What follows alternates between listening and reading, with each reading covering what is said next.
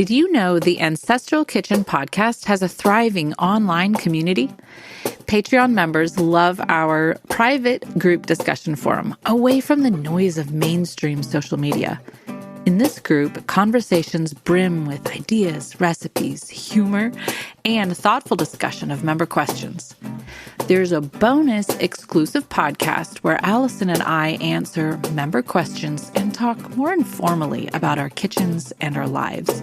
This private podcast also includes after-show tidbits with guests, everything we didn't dare say on the main feed, and all the extra stuff we couldn't fit into the primary episodes.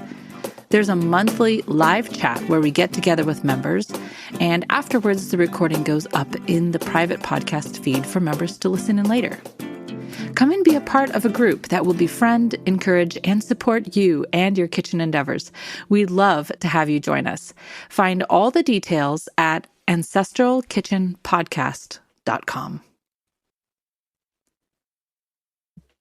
You all have been such great podcast supporters, and you're such great customers of our sponsor, oneearthhealth.com, and they are running a giveaway for our U.S. listeners. It runs from April 1st to May 13th, and you'll win a 3-month, that's 3 bottles, supply of liver capsules. To enter, you'll sign up to our mailing list at ancestralkitchenpodcast.com and sign up for the One Earth Health mailing list at oneearthhealth.com. All of these links are in the show notes. Bone broth, sauerkraut, milk kefir, fundamentals of an ancestral diet and foods that we know do us good. So what do you do if actually they're making you ill? Histamine is a word that most of us have heard of, and, thanks to the proliferation of health news, we are also probably aware of histamine intolerance. In this episode, we will deal head-on with histamine and how it interacts with an ancestral diet. We'll explain what histamine is and the problems it can cause. We'll explore which staple ancestral foods are high in histamine and discuss alternatives that we can turn to if histamine is an issue for us. I'll share my own journey eating low histamine for much of last year, and, most importantly, we'll talk about how it is possible to heal from histamine issues whilst continuing to eat traditionally.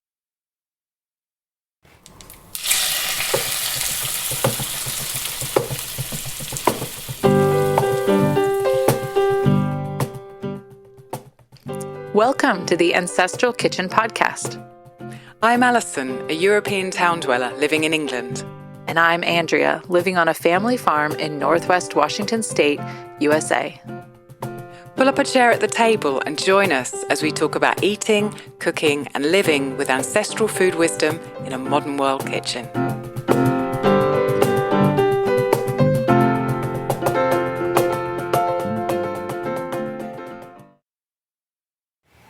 Hello, Alison. Good afternoon, and how are you? I am good, thank you. Good morning to you, your side of the world. Ah, yes. It's nice to speak to you. Dark morning, but thanks to the time change, I can start to see a glow, dark blue glow in the sky over the mountains. So summer's coming. Yes.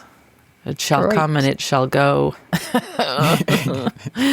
I need it to be approximately twice as long as it is.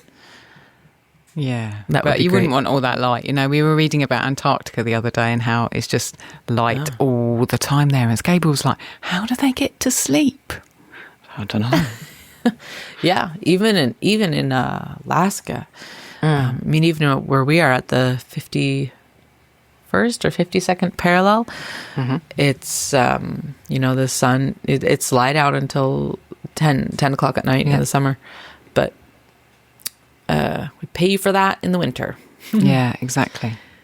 So, Did you have lunch today? Yeah, I did. And it was delicious. Really delicious. I got Rub it in. a beef heart. I will. I got a beef heart from our farmer whose name is Albert. Not as quite as kind of Mediterranean sounding as Flavia, is it? But he's called Albert. He's in Britain. He can. It works. Exactly. And so, yeah, he gave us a beef heart last week. And I did it in the slow cooker or the Instapot slow cooker setting as per my recipe, which is in Meals at the Ancestral Hearth, our cookbook. And then I minced it using our hand crank mincer that I got last month on a kind of a second-hand site for £20. So I minced it all up. Gabriel helped me, actually. We minced it together. I cut it and You he minced put it it through cooked? the thing. Yeah, after it was cooked. Wow. I never thought about doing that. And then I kept one portion out for the next day, and then I froze 2 portions. So we got one out of the freezer last night, and then made a bolognese with it. So onions, mushrooms, a bit of cabbage, some broth, some tomato paste, salt, pepper, rosemary, a few other bits and bobs, I think.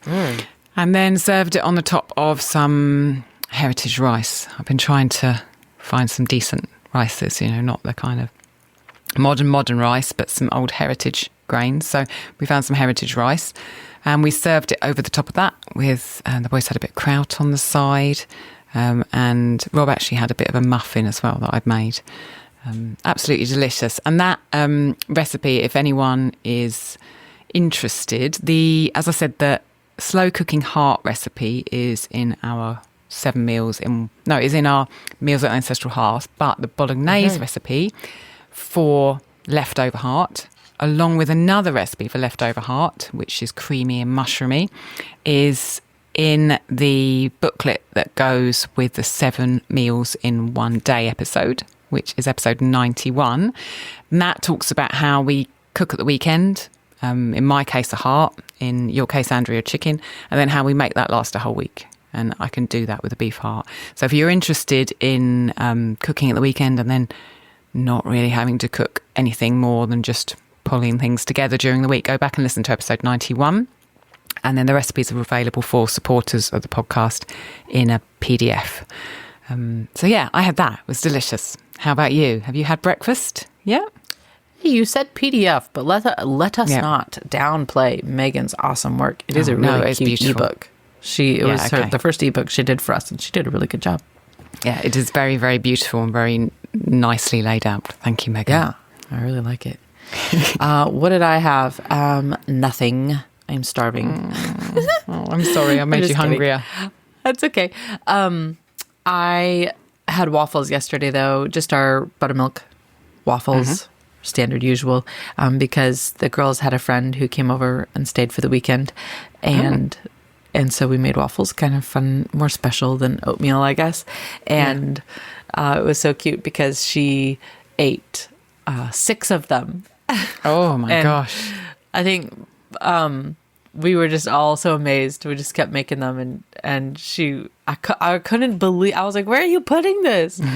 She just kept stocking them away. So I thought that was the cutest thing ever. But she really loved them, and she's full of energy. And she spent the entire weekend outside.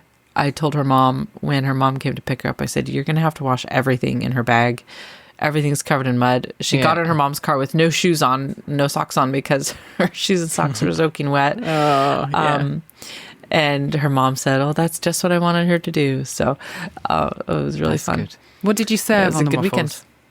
What did you put on them? The kids had butter, loads and butter, loads and loads of butter, as the kids told me. Cover them in butter, and then maple syrup. Okay, simple. Very simple. Yep. Simple but delicious. Yeah. Lovely. Yeah. So we have a 5-star review, Alison. So that's always nice to hear. Pretty awesome. Yes, it is. It is from Always B23. And the title is "This Review is Long Overdue." So I'm excited to read it. Okay. The Ancestral Kitchen Podcast is a balm for the soul. Alison and Andrea discuss all things food and beyond in a kitchen table style chat between friends. It's my favorite way to unwind and soothe those frazzled nerves while picking up helpful tidbits. That's awesome. Lovely. It's amazing how many people say that it's a kind of relaxing process for them listening to us, and it's kind of a relaxing process talking to you. So I feel that energy. I love sitting down and chatting. Yeah, when I know that tomorrow I'm going to be sitting for at least an hour and a half and just visiting, and we get to call it work. So that's good. Yeah, exactly. Cool. Yeah. So thank you, Always B23, for that very kind review. And if you want to leave us a 5-star review, we will read it on the air. And smile at the same time. Yes, we will. We will very much smile. Alison, speaking of 5-star reviews, I think in this episode, listeners may have already been treated to me giving them an ad about One Earth Health.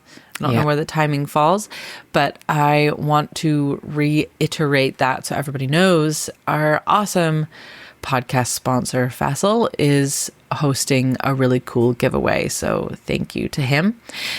He owns One Earth Health, which is the company that you and I get our beef liver capsules from, which I am taking diligently every day, Alison.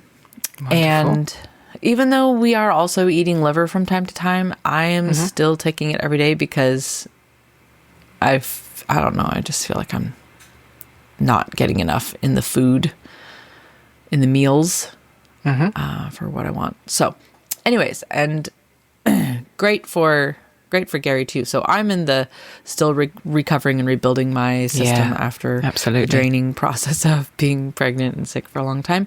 And Gary is just generally very active and fit, so he needs to be taking liver. So it's good for both of us. It would be good for the kids, except they don't know how to swallow capsules yet. Oh, no, Gabriel hasn't got that far either. Yeah, they'll get there. So anyways, Fassel's giveaway is for 3 bottles of the liver capsules, which is fantastic. That will last you 3 months, I think. Right, that's Alison? right. Okay. So you can sign up to our newsletter. Obviously, you are all rushing to do that. Thank you. And AncestralKitchenPodcast.com. There's a banner at the top that you can go to click, and that's how you sign up. Yep. Sorry, I interrupted then. Yeah, no, Alison's a professional here. She'll give us the links. And sign up for Fassel's newsletter as well, which I'm also signed up for. That is oneearthhealth.com? Yeah, oneearthhealth.com. And I think if you just hang on the site for like 15 seconds, it comes with a pop-up. That's the easiest place to find it. Yes, have a look around while you're there, and then a pop-up comes up and you sign up there. Yeah. Yeah. Yep. And we've got lots of great feedback from listeners in the Discord about using it for actually tiredness and fatigue for liver. You know, I don't know that it's necessarily always the first thing we think of when you're like, what am I going to do for my energy? I don't know, liver. But nutrition does something for us. Something to be said for nutrition. Yeah, absolutely. Yeah. So, Alison, I actually also want to let people know, listen, you're going to hear One Earth Health pop up again in this episode. So be paying attention for that. It's a neat thing that you can do. So Alison, why are we doing this episode, which I guess everybody knows from the title. They already know where we're going. But and the intro. Exactly. So we are talking about histamine today. I think it's been kind of a while in the making. I think last year we were thinking, we could do this. And you were saying, could you do an episode on histamine? We get a lot of questions about fermented foods and how they interact with histamine, ancestral foods and how they interact with histamine. And people who've been listening between the lines over the last year or so will know that I've been experimenting with a low histamine diet. And lots of people have asked me, how's it going? Why are you doing it? What are you changing? What effect does it have? How are you? So I thought that I could share publicly about that and also guide some people through what histamine is, how it interacts with traditional foods, and how, if you think you have a problem, you could kind of dig a bit deeper. Yeah. So you said if you think you have a problem, could you go back a little in time and just explain what your motivation was in the first place? Like, what made you think that histamine might be something to work on? Yeah. Okay. So we're 2025 now. I spent most of last year, 2024, on a low histamine diet. And that kind of got pushed because Christmas 2023, which sounds like so long ago, but it wasn't. I self-diagnosed a syndrome called interstitial cystitis with myself. I was down with a really bad flu, and at the same time I had a couple of weeks of rashes all over my body. And as I always do when I have kind of health ups and downs, I go in and I try to do a ton of research myself. And I found out that histamine is implicated as an antagonizer of interstitial cystitis. And I kind of had always thought for a while that I potentially had a problem with histamine. Historically, I've had hay fever.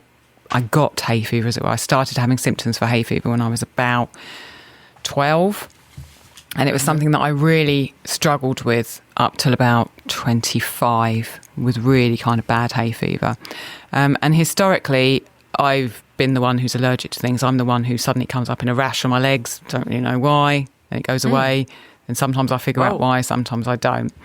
And in my research, because I'm always kind of researching and trying things, the research I did around histamine just taught me that histamine is so much wider than just allergies and hay fever. People think, histamine, that's a hay fever thing, or that's an allergy thing. But histamine can affect so many things. And, one of the first dots I joined together was histamine and sleep. But there's histamine and anxiety, there's histamine and all these other different things. So I will, we'll go through the practicalities, but I will also, at the end of the episode, come back to my journey and talk a little bit about my conclusions and where I'm at now, kind of a year and a half down the line. We'll talk about that at the end of the episode. Okay? Great. And to hear a little bit, I don't know the number off the top of my head, but to hear a little bit about your process on what you term taking your health into your own hands when you referred to getting that research, do listen to that episode. Alison and Rob did an episode together, and I think you did call it Taking Your Health into Your Own Hands. Yeah. And that is a paradigm and a way of taking ownership over your body. And it I think has led you to a lot deeper of conclusions than you would have got if you just went somewhere and said, hey, how do I get this rash to go away? Yeah. So I think that's really, really important aspect of the, the whole ancestral world to look at, which is, being responsible for yourself in that way. So I loved that episode, and Rob's snarkiness is just right in that episode. So go listen to that one. So stay till the end to hear Alison. I am really interested to hear where you're at currently. I know somewhat just because of our conversations, but I do want to hear the more current updates. So listeners, listen till the end, and we'll hear how Alison's doing now with it. Okay, so let's go to an ad break, and we will come back with some practical stuff. If you've been around ancestral food for very long or listened to the podcast for just a few episodes, you know liver is a superfood, and Alison and I both love it.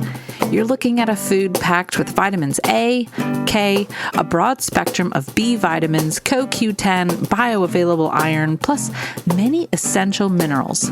Liver is your first stop when seeking to gain energy and restore your health. Not only is it a delicacy and staple of traditional diets, it's the first thing most animal predators go for when they're hunting.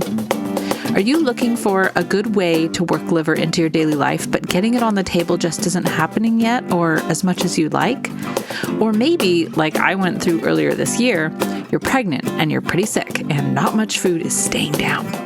This is where liver capsules come in. Alison and I are both supplementing our ancestral diets with liver capsules from One Earth Health.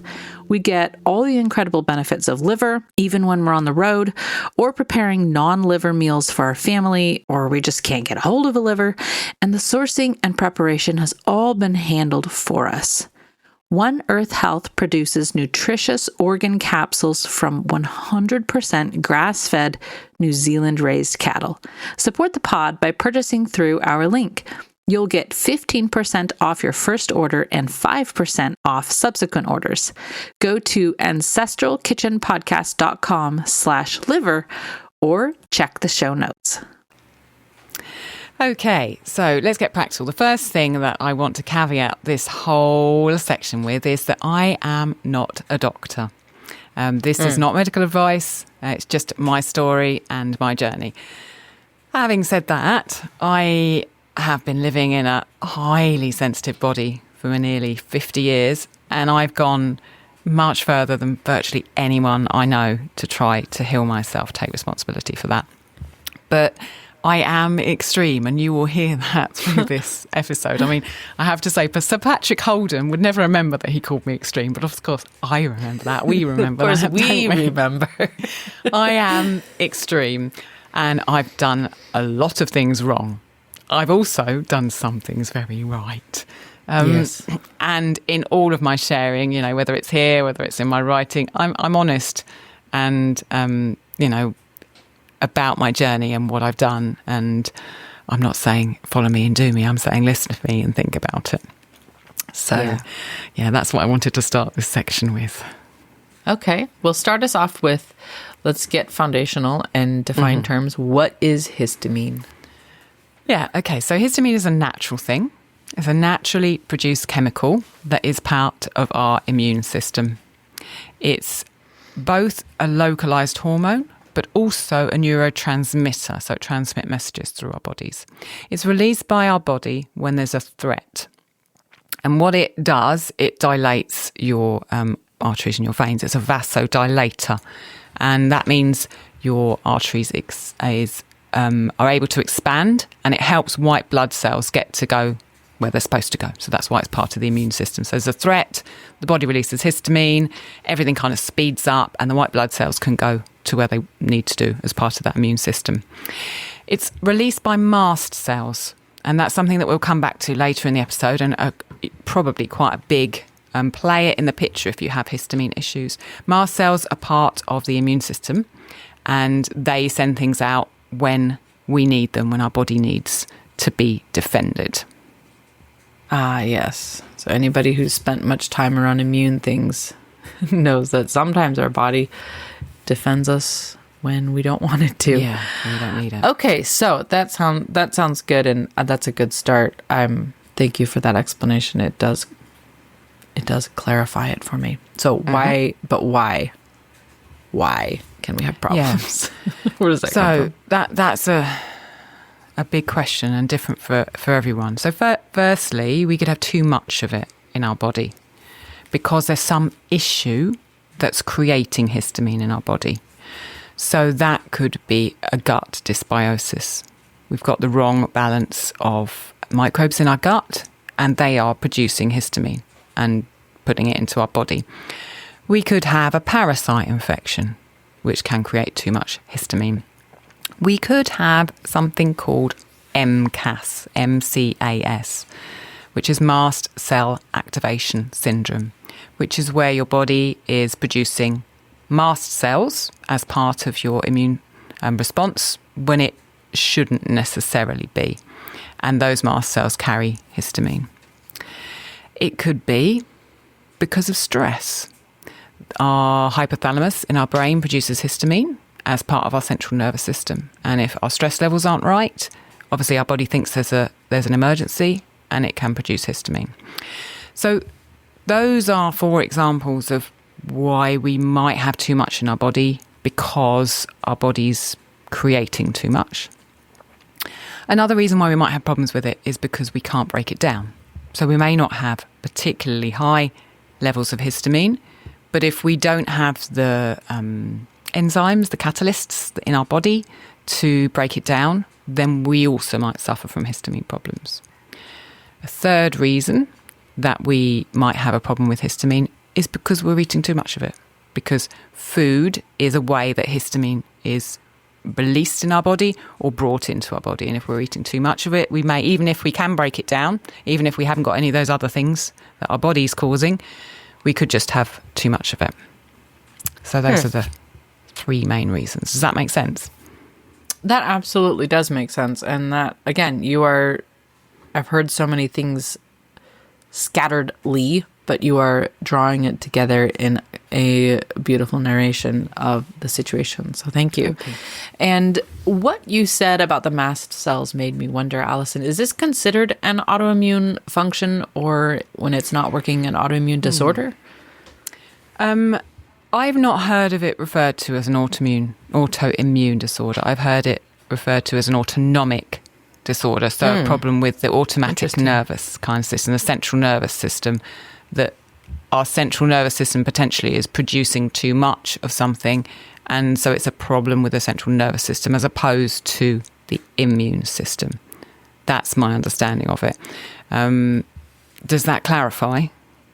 It does. Everything comes back to the nervous system. I mean, absolutely. And I feel like that keeps coming does. back at me all my life. I just have to understand nervous system. Yeah.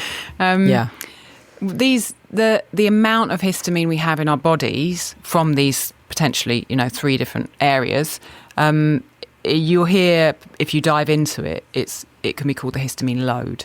So, we might not be eating any of the food sources of histamine, but we could still have problems due to histamine from some other source.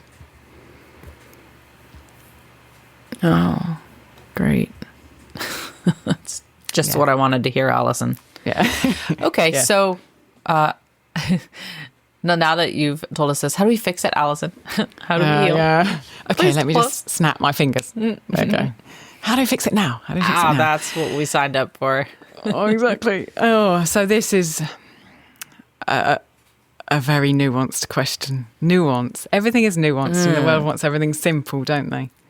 So I think many times that is the truth, Alison. Yeah, it's just everything is nuanced. It just is.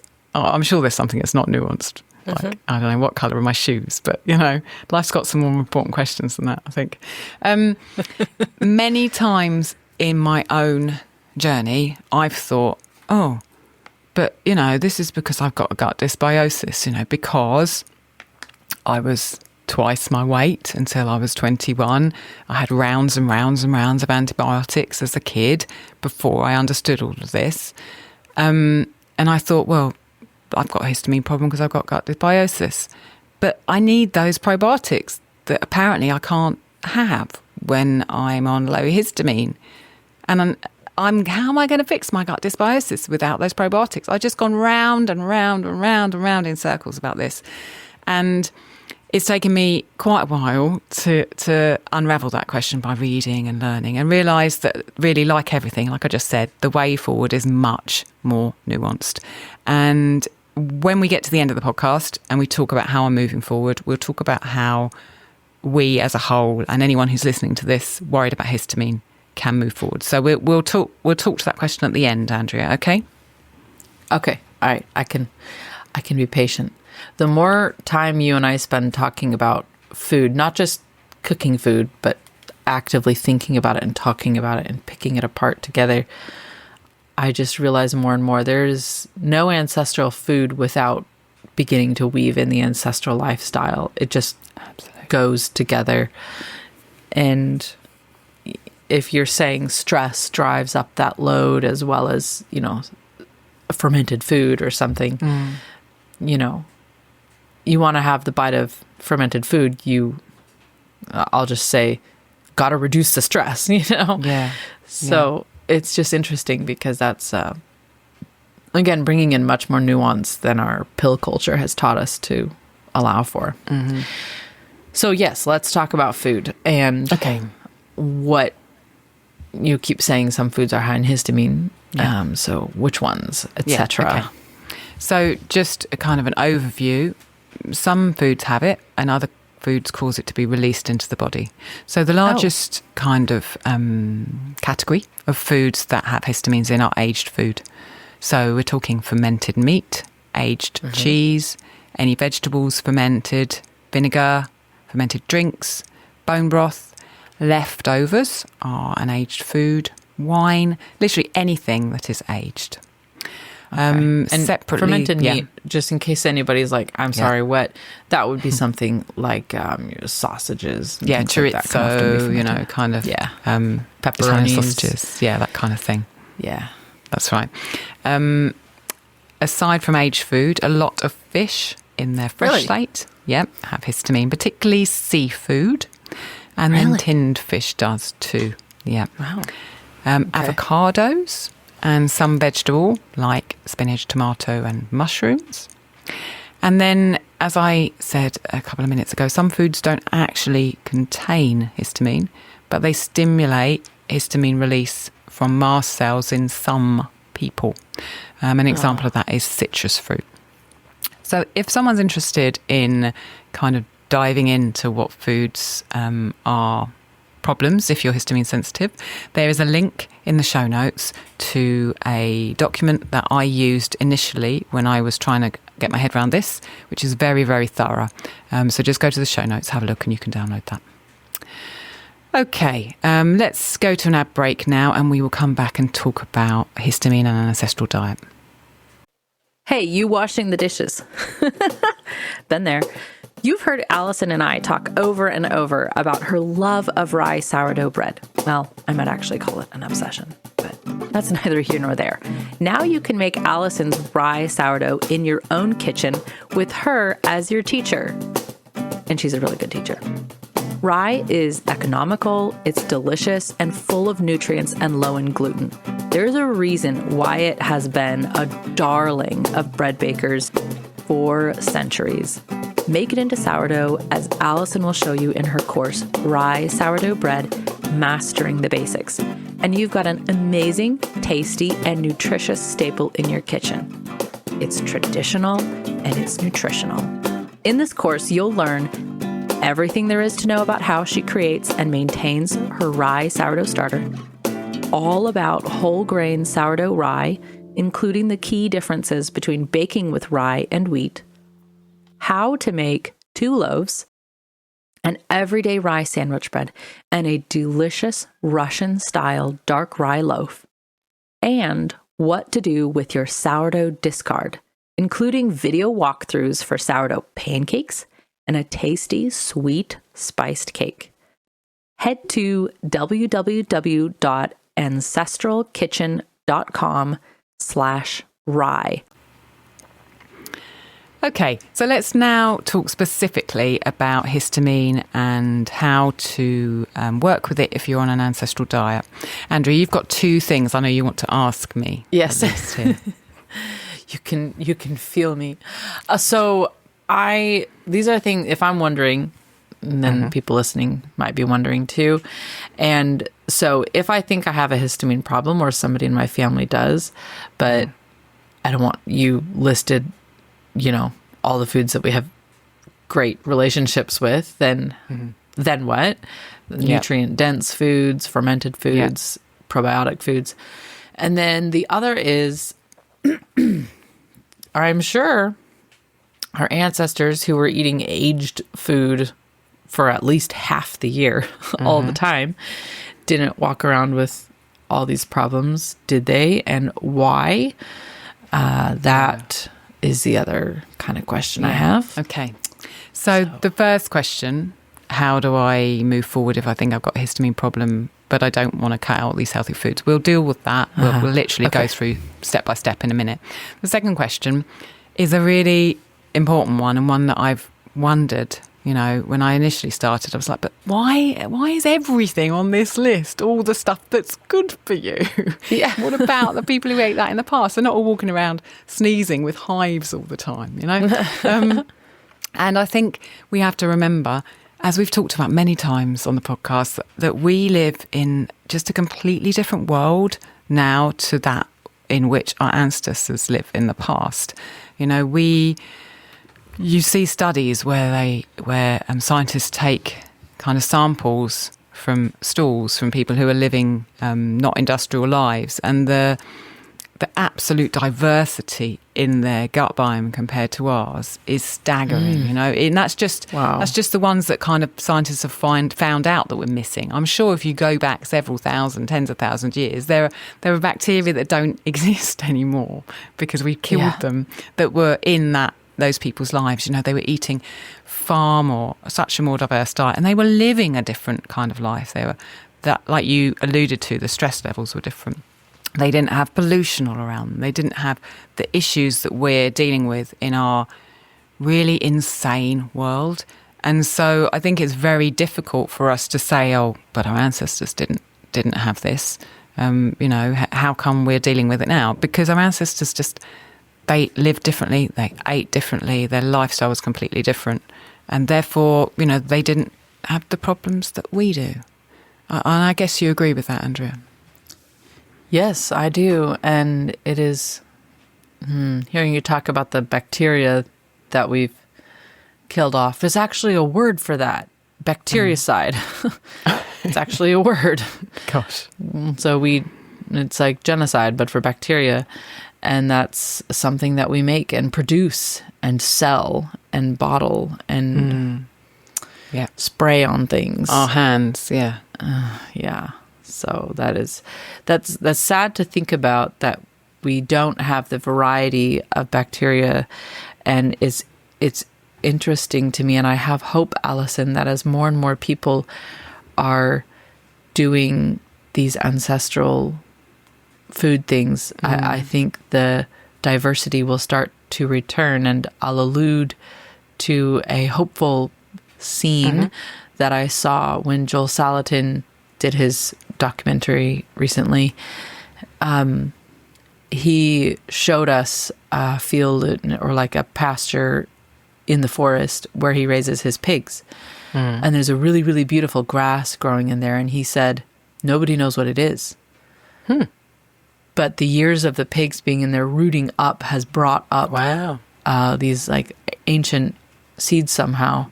And they've started growing a variety of grass that nobody can identify. So It's like an ancestral grass. And it makes me think that everybody around the world, working, putting their ferments out and things like that. Yeah. Maybe we'll start to recover some of these bacteria. It is hopeful to me. Yeah, that's amazing. Because, once a bacteria gets in something, like my boza, for example, my starter culture I got from my boza, once a bacteria gets into that, it seriously, it's got some food and it's got some loving and I'm looking after it. And so I can imagine that it would have a party in there. And then if I'm sending a bit of that starter over to someone else and someone else is adding their stuff in and they're sending it to someone else, you're right. That's how things are reborn. So that's hopeful. Thank you. Yeah.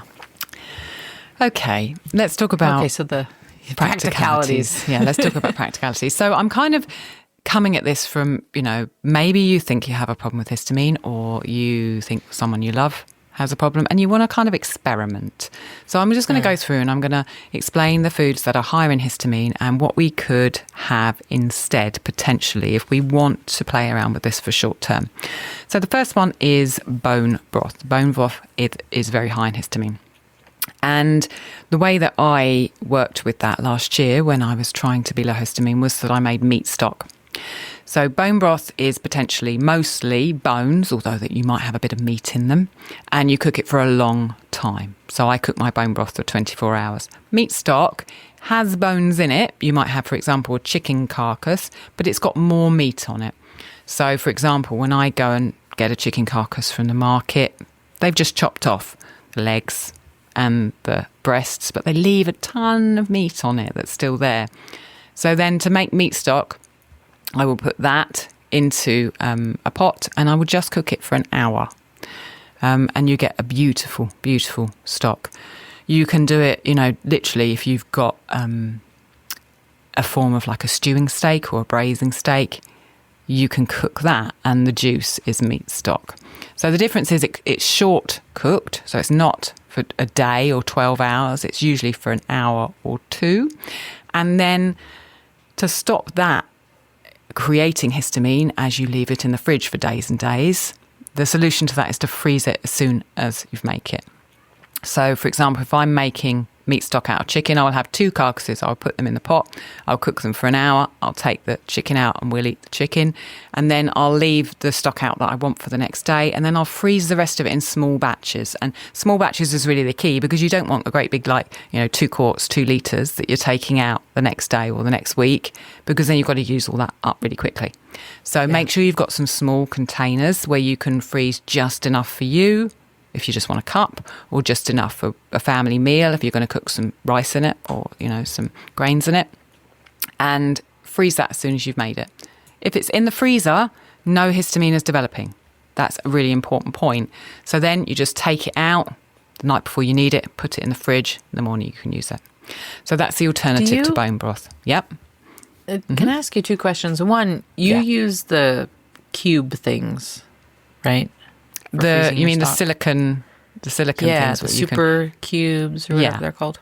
Okay. I don't have super cubes because when I bought my version of them, I was in Italy and you can't buy them in Italy. But I have an equivalent, which is 1 cup each. So it's like 4, in a silicon tray, 4 holes that are 1 cup size each. And I can pour my stock in there. It's got a lid that clips onto it and then I freeze it. So I can just pop out 1 cup at a time. Yeah, that's what. I feel like even if you had a 1 cup, you can put that in a pot, little pan on the stove and melt it right on the spot too. Yeah, or you can. Yeah, you could just get it out the freezer and defrost it quickly. Yeah. No planning. The way I like it. Yeah. And the other question was, do I remember rightly, Alison, that in GAPS sometimes it is indicated that you should be using meat stock instead of bone broth? Yeah, certainly at the beginning of GAPS, because it's easier to digest meat stock than bone broth. So anyone who's done GAPS will know about meat stock, because that is what Dr. Natasha Campbell McBride suggests instead of bone broth for gut healing. So you're right on that account for sure. Thank you. Sorry. Back to the list. Programming. So next thing is ferments. So any fermented food is higher in histamine. So this is an area where you have to really be careful. There's no kind of quick switch like meat stock, bone broth. Kirsten Shockey, who is a very well-known fermenter with lots of books, who has been a guest on our podcast and is over at the Fermentation School, says that salt reduces histamine. There's an article linked in the show notes where she talks about histamine and fermented food. So if you want to deep dive into that, go there.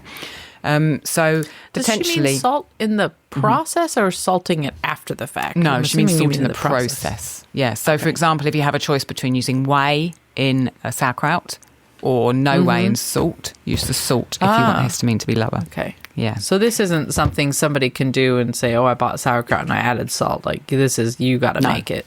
You got to make it with the salt. Yeah. Okay. Yeah. Plant-based ferments are lower in histamine than animal-based ferments. So if you kind of want to weigh them up, if you're trying to figure out what you want to eat, the veggie ones are going to have less histamine. Younger ferments are lower in histamine than older ferments. So potentially don't leave your sauerkraut quite so long. Okay, I'm going to ping you here, Alison, you have a really good recipe for easy sauerkraut, the easy way sauerkraut. And that actually, we made that into a little ebook thing as well. And I think it's in our Meals at the Ancestral Hearth cookbook as well. Okay, so your recipe is really good because it is actually a quicker one. I noted that when I got your recipe from you in the first place. It was much quicker than I do it. So that's a good way to do it. Yeah, I think, from sauerkraut, sometimes I'm not that organised and I haven't made my sauerkraut in time. And generally, after a week, I think it's fine to eat. Sometimes Gable tries it after like 5 days. It's like, nah, it's still cabbage. It's still cabbage.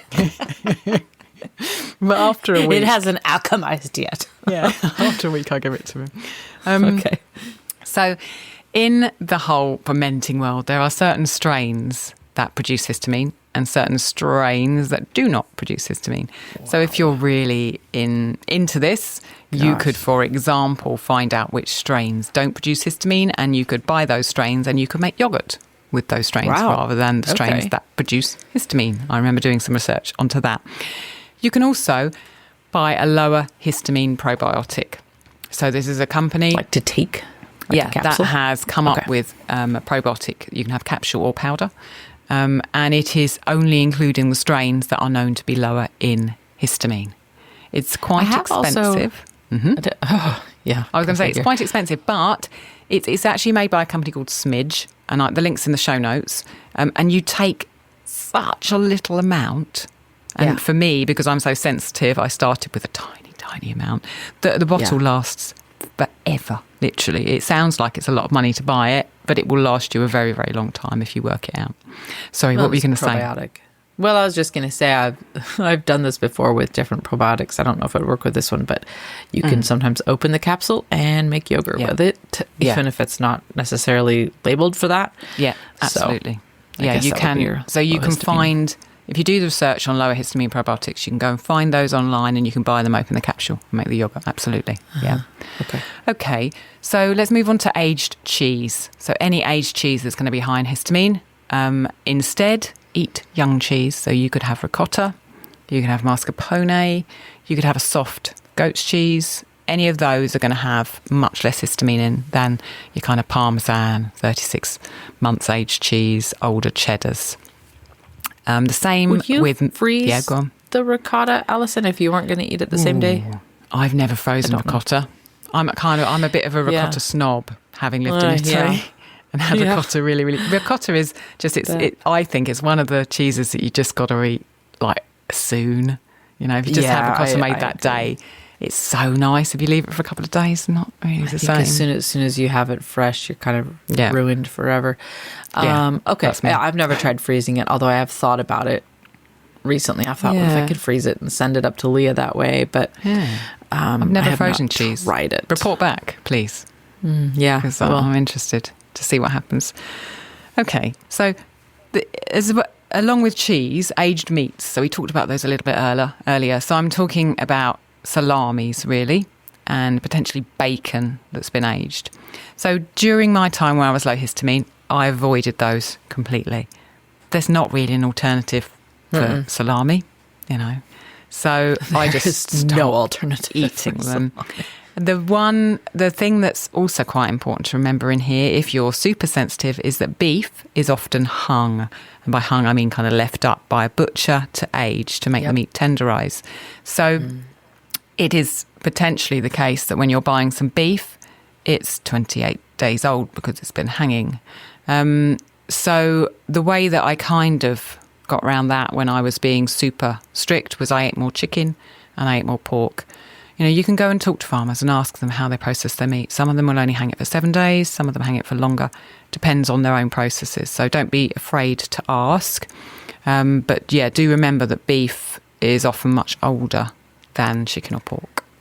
But the organs are not aged. So the organs take are not note, aged. everybody. The organs are processed immediately or dealt with immediately. So yeah, absolutely. As Francine's family learned when they left the organs, not Francine, but they left the organs as long as the beef was aging, and Francine was like, oh no. I can't eat those anymore. Yeah. Okay, next thing on my list is vinegar. And this was a struggle for me at the beginning, how to not eat vinegar. And I would just say, you've got to try to be as creative as possible with your salad dressings. Lemon is a possibility. As I said earlier, it doesn't contain histamines, but it can stimulate histamine release for some people. So just be careful. I mean, you could try replacing vinegar with lemon, but be aware that potentially you might have a problem with lemon too. Yeah. After a while, I got used to just olive oil on my salads, adding herbs in, fresh herbs in, and the fresh herbs gave flavour. That was a hard one at the beginning, though. But just be aware that vinegar. Well, you were in Italy when you started this. That's what is just boggling my mind. You're saying things like salami, aged cheese, wine, literally everything we associate with Italy, vinegar. Yeah. So it was hard. Good job. It was hard. But, as I said, I'm extreme. I want to get to the bottom of something. As Sir Patrick Holden said. Yes, exactly. Okay, sourdough is the next one. So sourdough, although cooked, is higher in histamine than yeasted bread. So my advice is basically what I did, which is experiment. Try a little while with some soaked but not fermented bread options. Go with pancakes for a little while. See if it makes any difference to you. Try yeast for a while instead of sourdough. See if that makes any difference. These tests that we do on ourselves are so hard because you can't, we're not living in a lab and we're going to go, okay, well, I'm not going to try sourdough bread. I'm not going to have sourdough bread for 2 weeks. And then something else happens and you wonder, was it the sourdough bread? Was it this? Was it that? Right. Was it because I got stressed because my kid came home with this thing that I had to deal with? Was it because I went out and ate this other thing that I didn't know had histamine? You end up tying yourself around in circles, in knots. So obviously we have to take this very lightly as possible, which is hard when you're facing health problems. I know that very well. But I think if you can take things out just for a short while and try to control as much as possible what else is going on, slowly we learn. And you might have to take it out, put it back in, take it out, put it back in, take it back. It's like some sort of dance. Yeah. And you're just like, how many times have I got to do this? I can't figure it out. Of course, this thing happened. But with bread, go to pancakes for a while. Make a couple of loaves with yeast and see if it makes any difference. Seafood, the next one on the list. I just avoided seafood during that period rather than try and find an alternative to it because I don't think there is one. Leftovers. Now, that's a big one. As I said earlier, any meat that's left in the fridge will slowly develop histamine. Any food that's left in the fridge will slowly develop histamine. So making a big stew once a week and then leaving it in the fridge and eating the leftovers for 3 or 4 days, which I often do, as you've heard me talk about many times on the podcast, is a no-no if you're trying to keep your histamine levels down. So the answer to that is just when you've made a big stew, you don't have to stop making the big stews, but just freeze them right away and freeze them in portions that are 1 portion. So literally, you've made enough stew. Perhaps I made enough stew for Rob and Gabriel and me for 4 days. I'm just going to eat one of them, when it's fresh. And I'm going to have 3 containers that I know contain enough for us to eat on 3 other meals. And I'm going to split it between those 3 containers and freeze them. And then if they're frozen, the histamine's not developing. And I think generally speaking, Alison, if you're doing a special diet or maybe unique within what even your family is doing, or gaps or something for whatever reason, I think that's a really good idea to have some of those frozen meals because there is an element of stress that comes in where you're like, well, I can't just kind of randomly jump, you know what I'm talking about? I can't just randomly jump to whatever everybody's eating or just have this little thing instead. But I'm too tired and I'm hungry too. So having those frozen meals, I think is good. Frozen meal. Also, it's kind of, after a while, eating the same thing 4 days in a row gets a bit boring. So freezing it's nice from that perspective too, because you can kind of mix it up. Yeah, but see, Rob wouldn't care. He'd be like, no, he wouldn't care. No, he'd just be like, yeah, whatever. It's food. It tastes nice. I'm happy. I have calories. I'm done. Gluten. Now, some people find gluten causes histamine problems for them. Some people don't. Do listen to our episode 106 that we just recorded about eating ancestrally gluten-free. If you find that gluten is triggering for you, then there's lots of ideas in there. That was a great episode. It was indeed. I wasn't on Rebecca, that one. For that. Rebecca and Alison. I'm not complimenting myself. It's just coincidence. Yeah, it was really great. Okay, 3 more little random things. Buckwheat. Don't eat the hulls. The hulls are the black bit of the buckwheat. They've got histamine. The white bit doesn't. So if you can get light buckwheat flour, which is kind of, tan in colour, kind of creamy in colour, you can eat that. If you've got black buckwheat flour, you might struggle with it because the hulls are high in histamine. Malt is also high in histamine, so avoid anything sprouted, any grains that are sprouted. Avocado too. So I just avoided. Yeah, we don't really eat much avocado anyway because it doesn't grow anywhere near us. But I just avoided avocado. Seriously. So that's my long list of foods that potentially could be a problem if you think you are histamine sensitive and options. There are some other things you can try. So the first option that I'm going to talk about is DAO supplementation. Now, DAO is an enzyme which is dioxide something, diamine oxide or something. I should have written it down, but I haven't because I just call it DAO. And that's an enzyme that breaks down histamine. That is the enzyme that breaks down histamine. You can have a deficiency of DAO. I know I don't because I had a test about 10 years ago. And I thought, I don't have a histamine problem. My DAO's fine. Turns out I do have a histamine problem. So don't be fooled if you have a test that says your DAO is fine, because you may still have a histamine problem. But if you do potentially have a problem creating DAO, that might mean that you can't break down histamine. So DAO supplementation is a way to potentially break down excess histamine that's in your body, and it's a way to replace the DAO if you don't have any in your system. It's high in kidney. It's also high in pea greens, so peas that have shooted enough to have a green.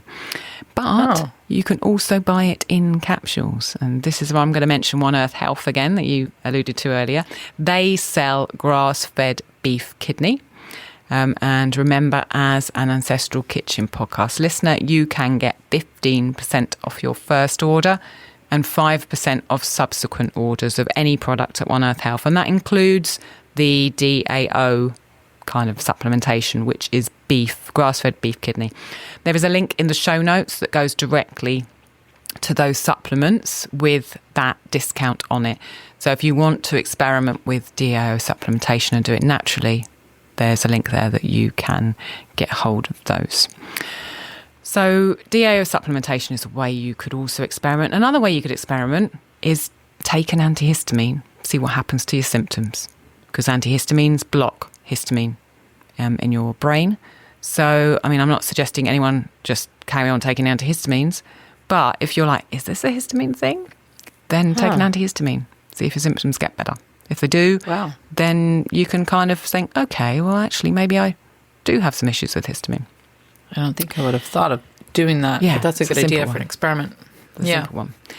The other two things that I want to mention here are quercetin and vitamin C, both of which are known to help break down histamine. So quercetin is in, for example, red onions and berries.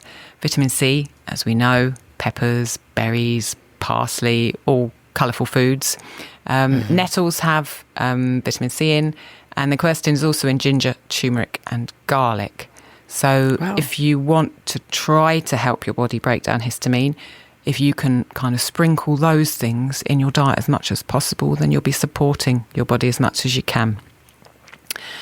Okay, so what I want to say at the end of having said all of this is that histamine experimentation is not meant to be a long-term thing. It can be a very, very restrictive diet, and it can make you, as I know from personal experience, quite sad. Yes. So don't do it long term. It's not supposed to be a long term thing. It's supposed to help you diagnose, okay, do I have this issue or do I not? I would say that I did it for too long. But as I said, I am extreme. So histamine also does things that are positive. So, for example, histamine secretes digestive enzymes. So if you lower your histamine level, you're not going to have so many digestive enzymes in your systems. What I've learnt from many years of kind of honing in on things and cracking down on them is that there are always consequences to taking things out of your diet. And I go back to, when I decided, age 20, that I could no longer remain in a body that weighed more than 20 stone, that was double the size that I am now. I was just like, right, I'm going to cut fat out. And, I was encouraged by the prevailing culture around me that demonised fat. And I did it, and I cut fat out of my diet, and I lost half my body weight.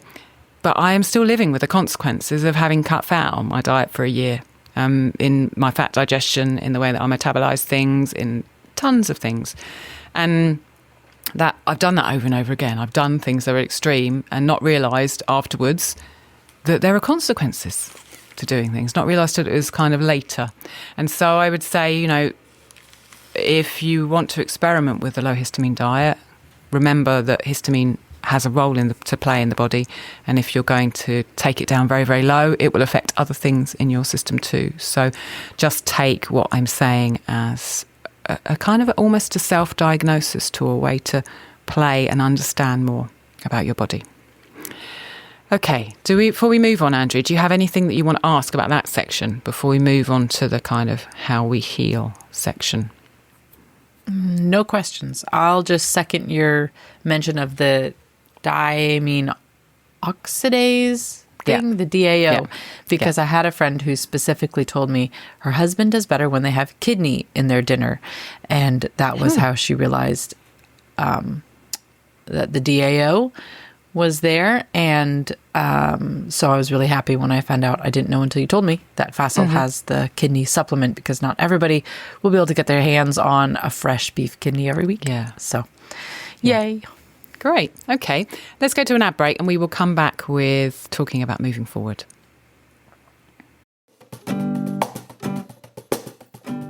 Do you love oats? Want to try your hand at a traditional Scottish oat fermentation? Suans is just that. It was made in Scotland for centuries and will give you both a creamy, easy to digest porridge and a tangy probiotic drink. My video course, Suans, the Scottish Oat Ferment, over at the Fermentation School, will guide you through everything you need to know to create these two ancestral foods in your own kitchen, no matter what equipment you have. Head to ancestralkitchen.com/Suans, ancestralkitchen.com/Suans, SOWANS, or click the link in the show notes to get a 10% discount automatically applied.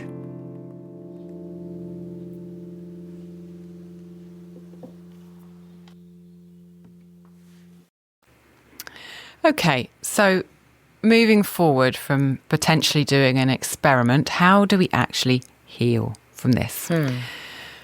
And I take a big deep breath at that point, because I feel like this is the absolute $1 million question that I have been, working around for like a year and a half. Each person is an individual here, and healing is about so much more than individual foods. We can talk about the practicalities, and I'm good about talking about practicalities. I love them. But those individual foods and taking things out of your diet is just such a small part of a potential process. We have to look at ourselves as a whole. And for me, that journey has been doing a ton of reading and thinking I don't fit into any of these things until I stumbled across a woman called Michelle Shapiro, who I first heard interviewed on the Ancient Health podcast. And then more recently, you sent me a podcast from the feed Am I Menstrual, where she was being interviewed. And it was her who really put the whole thing together for me. She talked about hypermobility, which is something that listeners might know that I struggle with. Another word for hypermobility, the more kind of scientific word, is Ehlers-Danlos syndrome. And I was diagnosed with that, I think, about 15 years ago. And it means that my collagen in my body is kind of lax. And so my joints, my bones move around and I injure myself more readily than other people, and I take a lot longer to heal than other people. But it also creates other issues in the body. And it creates what I have, basically, which is a highly sensitive body, whereas I react to kind of everything and anything. And she talked about how that whole kind of paradigm links to histamine. And she's helped me, or she is helping me, through listening to her work and experimenting and moving forward with that in the forefront of my mind to understand how I heal from this. So remember that histamine sensitivities could be because of gut dysbiosis. They could be because of mast cell activation syndrome, MCAS, which can literally be caused by stress. It's your immune system thinking it needs to come to the rescue. Or it can be caused by, for example, mold exposure. There's usually a trigger, something stressful that happens in your life can push you into this MCAS, mast cell activation syndrome. And those mast cells, remember, are pumping histamine into your body when there's no need for them to pump histamine into your body. So it could be gut dysbiosis, could be MCAS, could be a DAO insufficiency. So all of those things potentially, or any number of them, more than one of them, could be playing into issues. And I think what I want to say is that you can heal from histamine issues, but that healing may not look like how you think it's going to look. And for me, my take from the experiments that I've been doing the last year and a half is that we cannot ignore the non-food part of our life and continue thinking we can fix all of our health problems through food. It's easy for me and potentially for other listeners to distract ourselves by fixing the food and not actually addressing the problems in our lives that potentially are harder to fix than just changing what's on our plate. That's a big, big statement, but I'm hoping it makes sense to you, Andrea.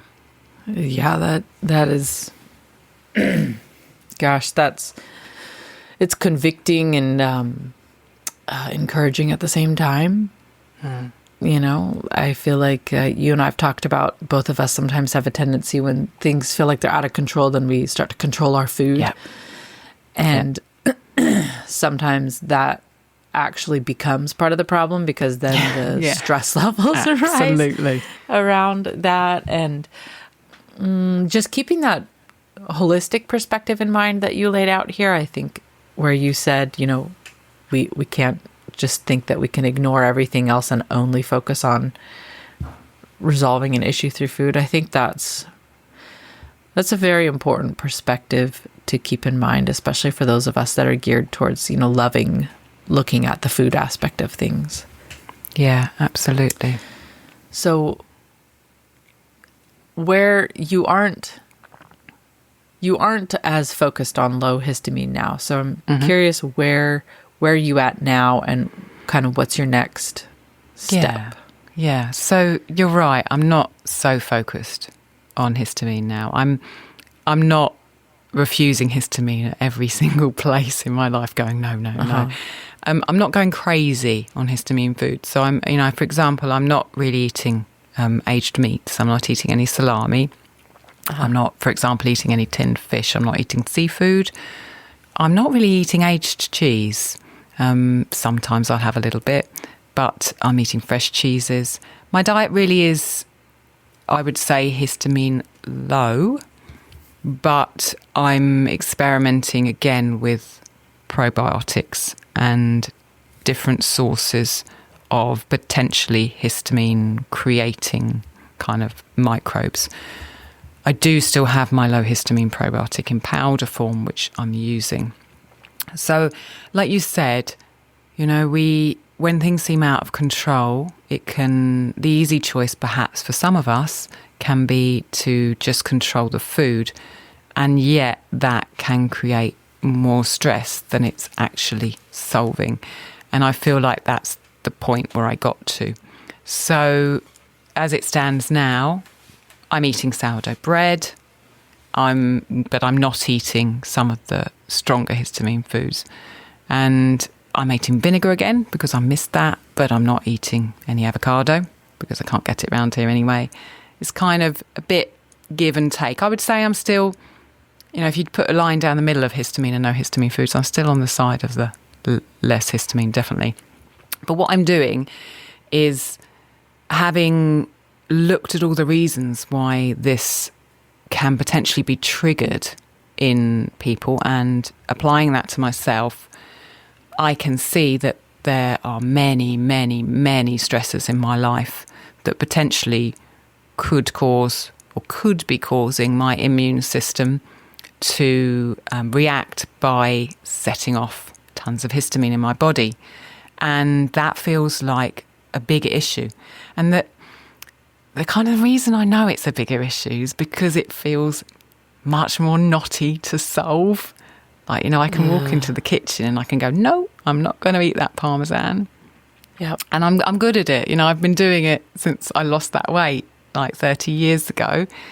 And Rob's there to support me. And, you know, Gabriel never complains, and I can come up with some weird creative thing and make good food, whatever. And that feels easy. Changing my habits, that is not easy. You know, habits that have built up over decades, habits that I think support me but don't, you know, habits that help me get to where I want to go. You know, I doubt there are very many people listen to this podcast who are perfectly happy with where they are in their life. You know, there are things that we want to move towards. And, you know, in my life and in my family's life, there are goals that I have that potentially could involve me acting in a way that doesn't support me, that creates more stress. And there are things that I do every day that I think I have to do. and those create stress. And so it's been a case for me kind of looking at my life and the triggers and what's happening and saying, hang on a minute, do I actually need to do that? How can I do that in a different way? And I always feel like with habits, if we can just change them a little bit, like 1%, it feels like 1% is nothing. But if you change something 1%, it has an effect. And that 1% opens a door for potentially more. So, I might say, for example, I want to do some yoga every morning. I want to get up at 4:00 and do yoga for an hour. And if I don't do it every day, I'm a failure. But good gracious. Exactly. Are you talking about past me? Exactly. But actually, now, here, on some nights where I'm not sleeping, on some days where I've been working really hard the night before, on days where I just want to sit in bed with a cup of tea, I could force myself to do that, but that's not going to be beneficial for me. So what's going to be beneficial is when I feel like doing the yoga, or when I think maybe I feel like it, maybe that's where the little push is on those days where I'm not sure. And I can end up doing yoga 3 mornings a week, 4 mornings a week. And actually I really enjoy it because those are the moments when it was right for me. So for me, I'm working on those stressors, trying to create space in my life to bring myself joy, to bring myself comfort. Whereas those usually go off the table and I just like, right, I've got to have enough money to pay the rent. So I'm just going to work. And I've got to make sure I do this, and this. I'm just going to work. I'm looking at that and I'm saying, okay, that is still there.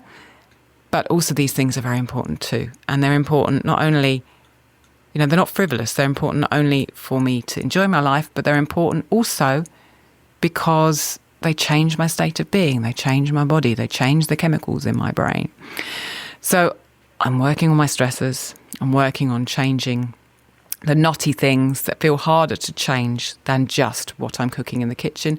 And I'm also working on my kind of cognitive awareness and my behaviour around those stressors. So, if something's really stressful, I have a habit of maybe going into a meltdown or thinking it's the end of the world.